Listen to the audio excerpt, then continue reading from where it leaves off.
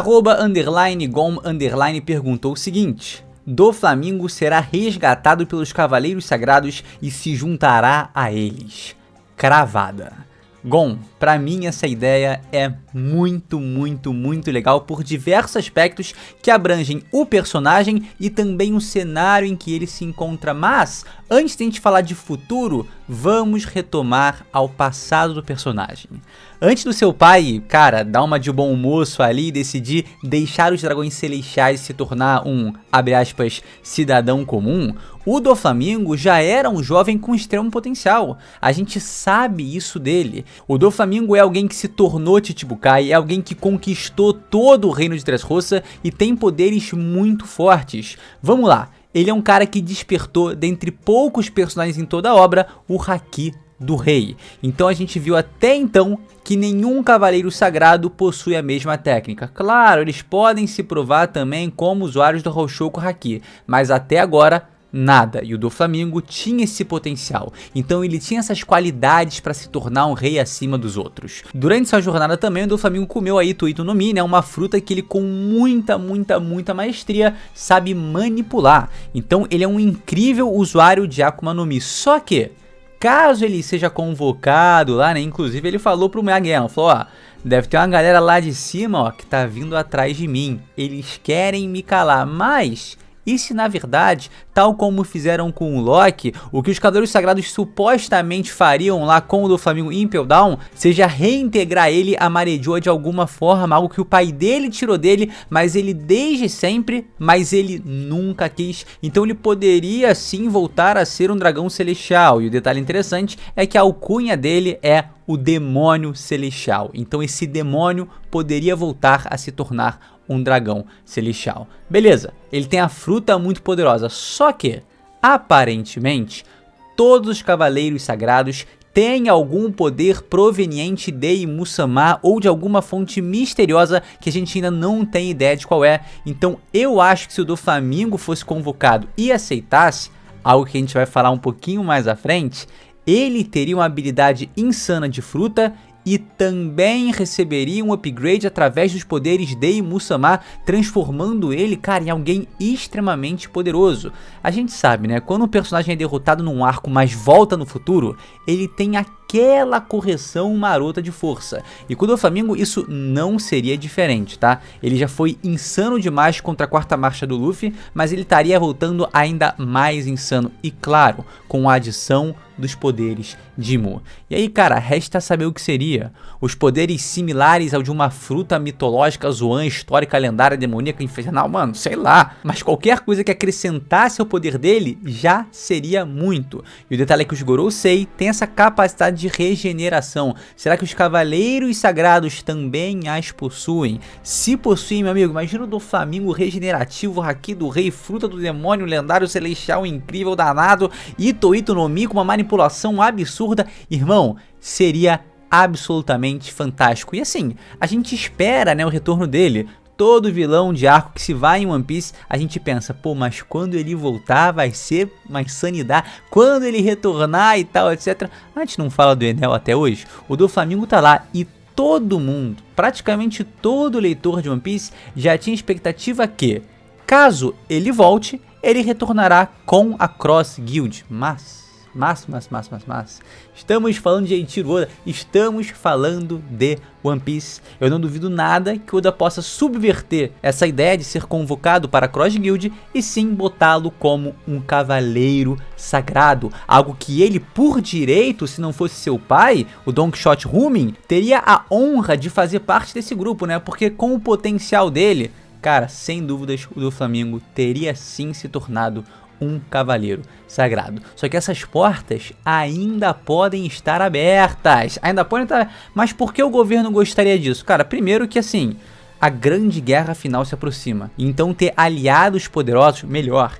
Então ter subordinados poderosos ao seu lado é muito importante. E o Doflamingo também é alguém que tem um poder com a língua muito poderoso. Se ele abre a boca para falar sobre o tesouro nacional de Marejoa, algo que a gente como leitor se pergunta até hoje, o mundo pode virar de cabeça para baixo. Então, por mais que o governo mundial não confie no Doflamingo de forma alguma, talvez seja melhor nessa ocasião ter o seu inimigo perto do que longe. Então imaginemos esse cenário: em Impel Down nível 6, uma gargalhada ecoa pelo vazio da prisão. E aí de repente, passos se aproximam. Quem se faz presente no cenário são novos cavaleiros sagrados que estão ali para convidar o Doflamingo. Agora, a verdade precisa ser dita aqui. Você consegue imaginar o Doflamingo aceitando esse convite? Ou você pensa que ele, como sempre, vai gargalhar da cara do governo mundial?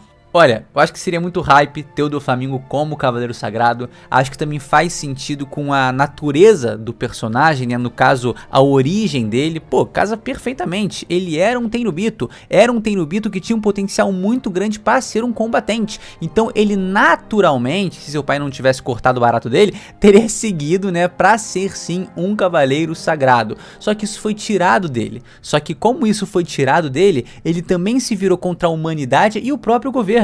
Então se o governo vem agora e fala: olha só, meu querido, você vai se juntar a gente sim ou sim? Ele vai falar não, porque ele é o Doflamingo, pô. Ele é a diva gargalhante, ele vai rir da cara dos caras, não vai aceitar, mesmo que isso lhe custe a vida. O caos que ele tava lá pra espalhar, ele já sabe que vai acontecer. Mas pô, ter a interação desse homem, cara, desse personagem tão incrível novamente no roteiro, novamente no enredo principal da obra, seria simplesmente fantástico. Eu sou alguém, tá, que torce sim pra volta do Doflamingo. Eu acho ele um cara que tem muito a acrescentar e toda a participação dele sempre foi, desde o princípio, com ele andando ali arregaçado com as perninhas do lado do Kuma, sempre foi sensacional. Então eu acho que um retorno do homem seria muito bacana, tanto como Cavaleiro Sagrado, vai que ele aceita, né, como também como membro da lendária e talvez futuramente comandada pelo Rei dos Piratas, Cross Guild. João _Victor _VTK. Será que o Loki entra pro bando? Olha, pra ser bem sincero, eu recebi muitas perguntas muitas perguntas sobre esse mesmo assunto de Loki e Mugiwara. E, gente, pega o Thousand Sun, pensa nele no barquinho ali, vocês viram ele ali na mão do Goldberg. Como é que caçambas o Loki ia entrar dentro desse navio, sendo que ele é pelo amor de Deus, não tem como. Aí você pode argumentar, mas Lipe, calma. Segura essa peteca, fica tranquilo, sabe por quê? Porque o Frank tá agora na Árvore Adão, ele tá vendo que tem galhos ali quebrados e tudo mais, ele pode pegar para dar um upgrade lendário no nosso querido Thousand Sun. E eu acredito que ele pode fazer isso sim, mas aumentar ele de tamanha proporção que caiba simplesmente o Loki ali dentro? Mano, não acho que isso seja plausível, tá? E também não acho que o Loki, tendo a expressão de força que tem, entre no bando dos Chapéus de Palha. O cara é basicamente um nível Yonkou ali, é uma insanidade total. Então acho que somar ele ao bando, cara, o que vai acontecer? O Zoro vai pra terceiro do bando? Vai acabar a batalha do Sanji? Nunca vai lutar. Jinbe vai pra porrada? Não, deixa que o Loki cuida de 5 caras ali, nível comandante de Yonkou.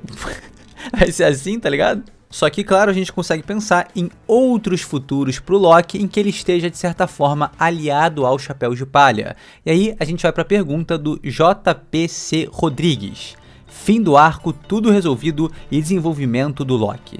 Teria uma junção de Loki e Hairudin como co-capitães? Eu vislumbro um futuro em que o Loki esteja aliado ao Chapéu de Palha de alguma forma nessa grande guerra final que vai, cara, eclodir ao redor de todo mundo. A gente viu esse painel aí, né, o mural lendário com o Frank. Assim, não estou 100% convencido porque sei que ele é muito abrangente, pode mesclar o primeiro mundo, o segundo e o terceiro. Mas parece que ele também está contando ali algo que vai acontecer no futuro com o Loki se aliando ao Chapéu de Palha, a galera toda aí, a todas as outras raças, para combater a grande figura do mal supremo que pode ser Imusama ou quem sabe o Barba Negra depois de usurpar ali o trono do rei maligno soberano desse mundo. Enfim, e uma das possibilidades seria ele ser realmente, né, capitão ali dos novos piratas guerreiros gigantes, mas não, cara, não dá. Eu sei que os piratas guerreiros gigantes têm por tradição terem sempre 2 comandantes, né? É o Ryal e o Yol, né? Ou Jaru e Joru. É o nosso querido Dory, nosso querido Brog.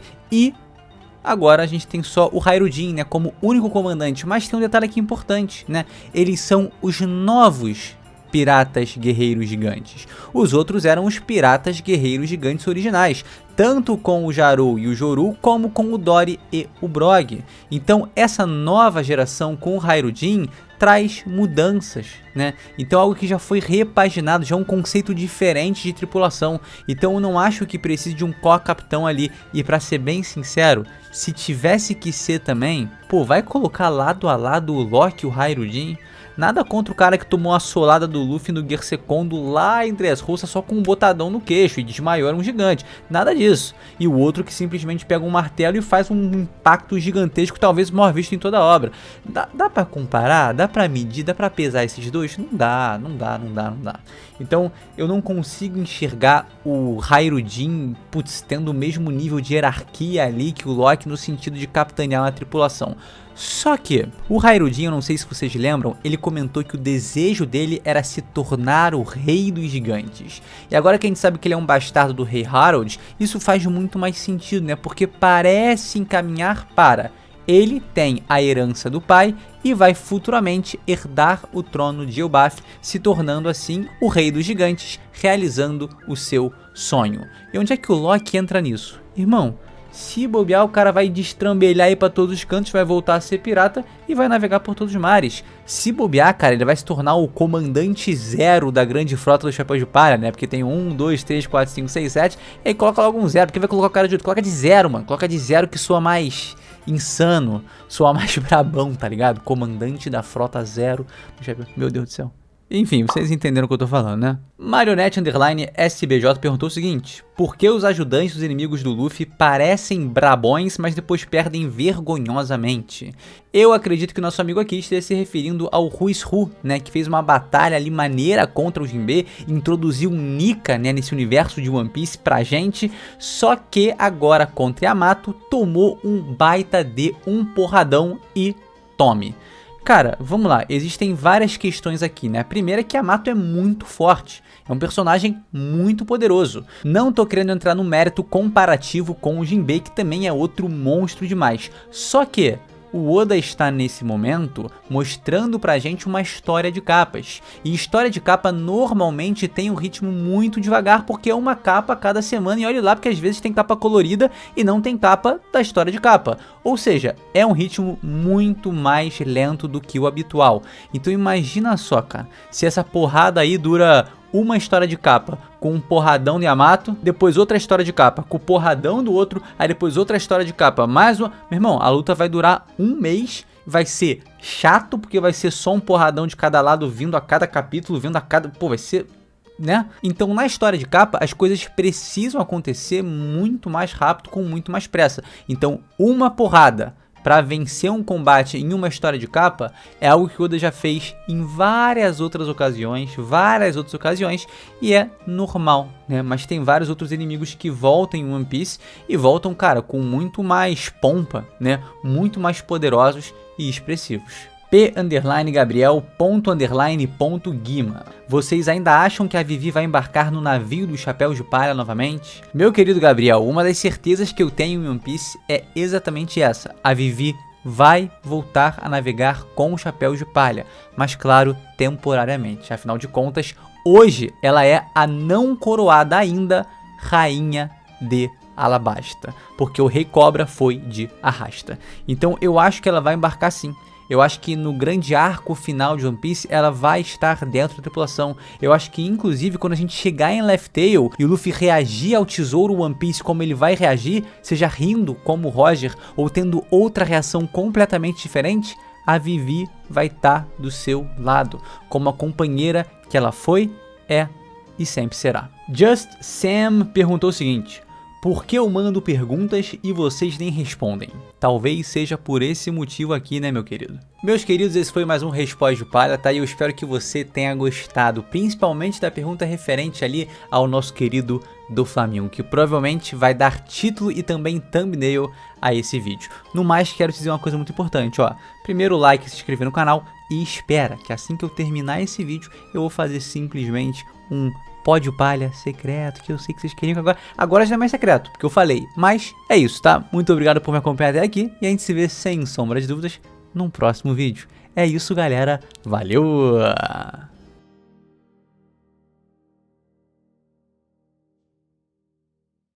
Me mudei. Não estou mais morando na Hungria e estou nesse exato momento em terras tupiniquins, meus queridos. Só que qual o grande ponto aqui, irmão? O Rio de Janeiro continua lindo. O Rio de Janeiro continua sendo com 35 graus estralando na minha testa e eu tava em terras de -5. Meu irmão, tomar uma porrada, tomar um choque térmico aí de 40 graus de diferença é pesado, tá? Mas é isso. O Rio de Janeiro continua sendo. Alô, alô, Realengo. Aquele abraço.